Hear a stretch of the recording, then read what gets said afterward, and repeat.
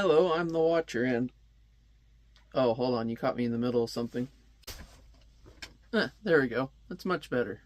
Anyways, welcome back. I'm the Watcher, and today we're going to be talking about Final Faction. Now, this book can be found at your local Dollar Tree. It was put out for their toy line. It's kind of G.I. Joe-esque.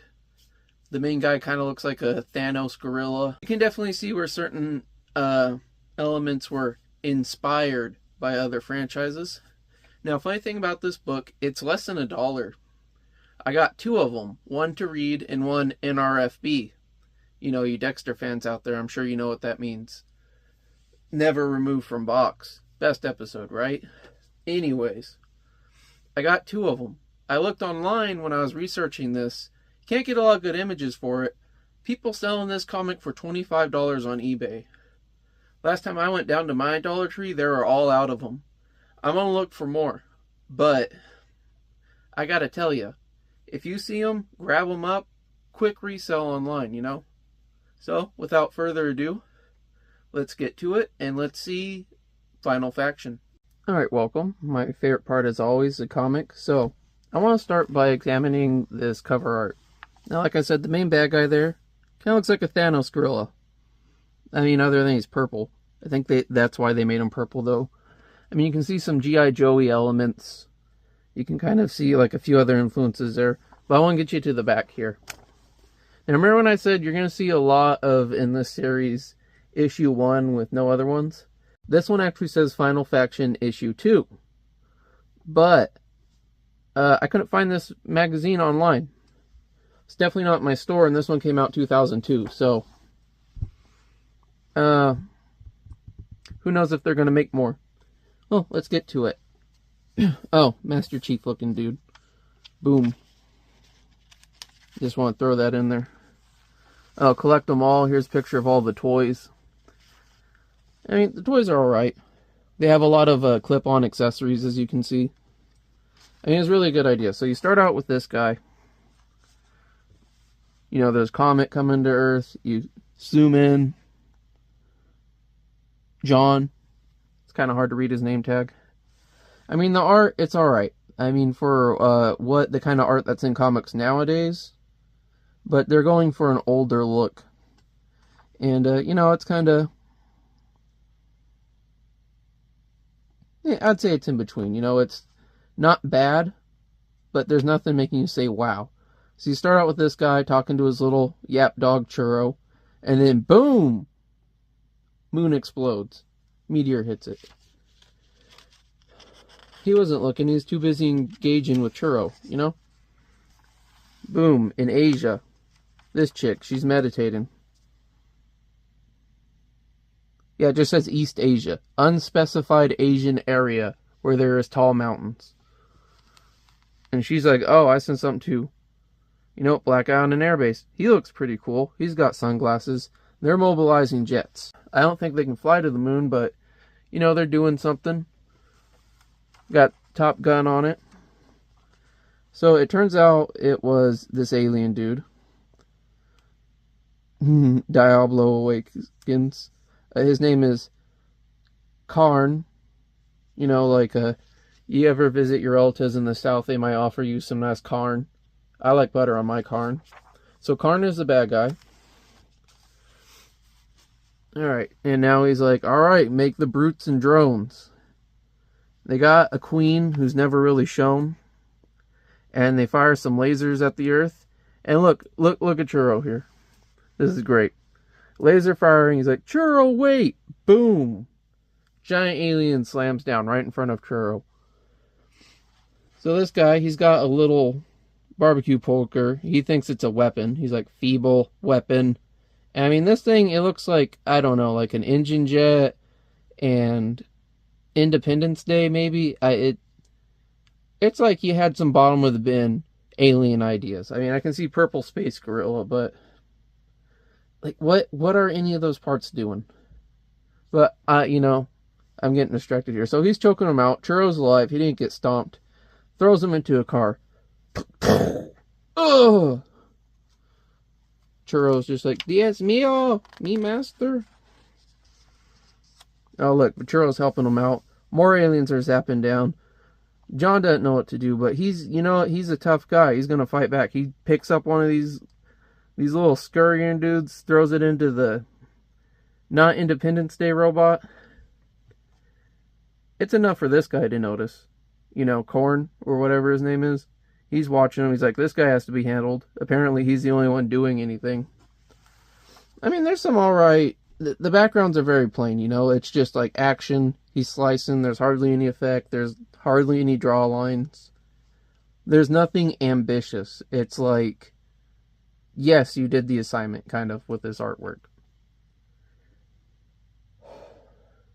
You'll see me review a lot of things where the artwork might not look as well as this, but I consider the artist ambition and what they tried to accomplish and what they tried to do with their skills. Everyone's at a different level. That's not to be judged. This is a product. It should be judged as a product. Alright, so anyways, the woman in unspecified Asian country is kicking ass. This one chick they just threw in an alley with a bat and a mohawk. She's got to be a badass. She's got a mohawk and a bat, protecting a kid. She's got boots, rolled up sleeves. Oh, then you got Scope. This would probably be played by that one guy that's in, like, everything. The one I'm not going to specify, so your mind runs wild, and you might say something in the comments about it. Let's see here now. We got Buck. Or Ruck. He makes bad jokes. Hey, E.T., phone home and tell your mommy ship to pick you up. Get it? Mommy ship? Mothership? And just like that, it became self-aware. It's like Marvel. But now we get to my favorite character. And yes, I have a favorite character. You might guess the theme already. That's right, Riptide. He's got a harpoon gun. He's shooting the not Independence Day alien with the harpoon gun. I don't know why. I love it. Don't ask why I have the Gordon Fisherman outfit. We all have a life outside of YouTube. So, they're all... Oh, there's the guy with the jet. Steel. I didn't see his name earlier. So he's just blowing the shit out of him, and kablam. And, I just kind of remember this guy getting thrown into a car, but apparently it was enough to warrant him getting a robot arm. Churro's okay, too. You see, he's getting a little... It looks like he's getting a little leg action, a little doggy leg action. I guess that's up to the reader's interpretation. I am sorry that the comic keeps sliding down. I will try better in the future with my camera angles. Alright, so this guy, John, forgettable. Their names are forgettable. He's pissed. Oh, this guy, he's all sneaky. He sneaks his name in there. He's kind of got that Cobra outline. But, he seems mostly good in the story. Spoilers. So now we get to the rest of the BK Kids Club. And they have Hot Wheels here. It's this guy in this really cool wheelchair. Hot Wheels isn't his name. I don't remember his name. I'm not going to read it, honestly. But his wheelchair / hover chair / gaming chair, where he controls this robot and he can dab with it. And no, not the kind of dabs that, your confused uncle does behind the garage at Thanksgiving. But, once again, 2002. I'm a little old, but remind me, was the dab relevant in 2002? Was it already outdated? Were they on the trend for this? Shows how he can fight the robot with the robot. And even Churro, they make him pretty much the Iron Mutt. That's what I'm calling it. They give him a mech suit that turns him into a German Shepherd. I mean, he was honestly the most bloodthirsty in this whole thing. Like, he didn't even know what was going down. And Churro was on the scene, So they're all together now. They all got their squad. They're eating brown circles. It's probably cookies.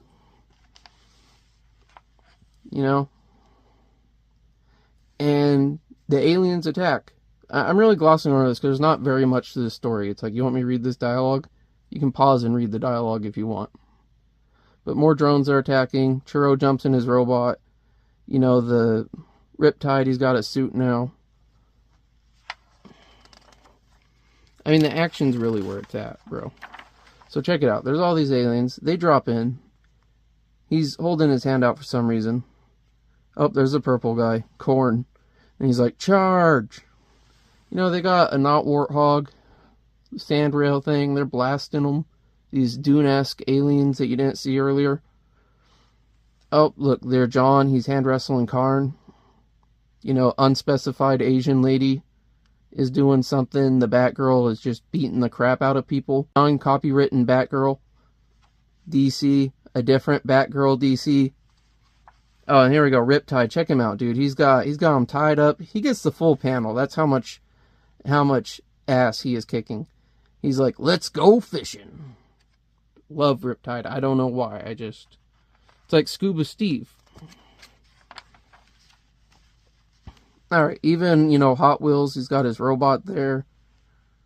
Apparently, I forgot about this part. Churro's robot has like a sonic boom. Now I got that Glorb song stuck in my head. And they're literally just kicking ass. They even got, you know, the Falcon there. Not the Falcon, the Falcon. And they're just demolishing through this field. Even that guy who snuck in to be there. And then John just slaps Korn. He shoots at him. Tries talking some shit. And he literally just yeets him into some cactuses. And he goes, youch! You know, and, I guess that's all it takes, really, to defeat the main bad guy, is some cactus eating. And they stack up all the aliens. They start teleporting out. They say they're going to get revenge. There's going to be another episode. Churro barks him one more time for comedic relief. And then they all high-five and celebrate. And then my favorite part is they even have retro ads, but I guess they didn't want to get actual sponsors, or they couldn't, so they just made stuff up. Final Faction Cola, Disappearing Potion, Inner Guru. Oh, here we go. Cookie Company, Churro's Paw of Approval. Yeah, so, you know, you can put Churro's Paw of Approval on things. Maybe I'll put it on this video. Who knows? The cola reminds me of this video by Comic Tropes, in which he says this guy put fake cola ads in his comic books, hoping someone would be like, hey, kids read these, maybe I should buy the rights and make that cola, and didn't work out for him. I'll look up the name of the cola right now and pop it up on screen. And, you know, as we saw earlier, it does tease for another one, although I haven't found it out there in the ether of the internet. But I also didn't look beyond the first page of Google, so we will see. You know, oh, look, there's some credits on the back. So, script writing, Toby Osborne, penciler and inker, Chris Marinin. I'm sorry if I get your names wrong. Inking assist, Louise Riviera. Colorist, Mimi Simmons.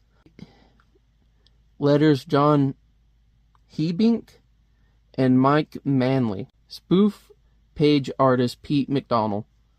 Well, so see, even something like this takes quite a few people to make it. So, you know, if you have that solo project out there you've been working on, don't feel bad. It takes a lot to get stuff done. And you know what? You believe in yourself as much as these people believed in this product, it'll do good. So, my final thoughts. My first impression is better than anything I got at the Dollar Tree as a kid. It's very gimmicky. It is a bit of a cash grab. But, you know, it's entertaining for what you pay for how cheap it is. I've definitely seen a lot worse things that people were charging for. As for the comic itself, it's kind of mid. It's more of like what a corporate executive thinks a comic should be. But it is still entertaining to read. Now, as for my power scaling system, I do not think any individual in here could beat Captain Planet. Maybe the aliens all together, or, you know, the Earth forces all together.